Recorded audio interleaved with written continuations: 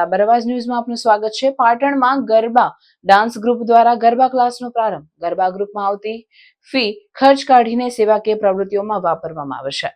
Garba group decoration સાથે નવરાત્રી જેવો માહોલ। આદિશક્તિના નવલા નોરતા આવી રહ્યા હોય ત્યારે પાટણ શહેરમાં નવરાત્રીમાં ખેલૈયાઓ પોતાના અલગ અલગ ગરબા ગ્રુપ દ્વારા ગરબા રમવા માટે ક્લબોમાં જોડાતા હોય છે। ત્યારે શીખનાર ખેલૈયાઓ અલગ અલગ સ્ટેપના ગરબા શીખવા માટે ઉત્સુક હોય છે। ત્યારે પાટણમાં વિવિધ જગ્યાઓ પર અલગ અલગ ગરબા ડાન્સ ગ્રુપ દ્વારા ગરબા શીખવા માટેના ક્લાસ શુભારંભ થઈ ગયા છે અને હાલમાં ગરબા ડાન્સ ગ્રુપ દ્વારા જાણે નવરાત્રી ગરબા રમાતા હોય તેવા ડેકોરેશન કરવામાં આવ્યા છે। જાણે નવરાત્રી ચાલુ થઈ ગઈ હોય તેવો માહોલ જોવા મળે છે। હાલમાં દીકરા દીકરી ગરબા શીખવા માટે મોટી સંખ્યામાં જોડાઈ રહ્યા છે। પાટણમાં વિવિધ જગ્યાએ ગરબા ડાન્સ ક્લાસ ચાલુ થઈ ગયા છે। ત્યારે પાટણના વિઝન ગરબા ગ્રુપના સંચાલક ધીરજભાઈ રાણાએ જણાવ્યું હતું કે હાલમાં ધીરે ધીરે ગરબા ક્લાસનો માહોલ જામી રહ્યો છે।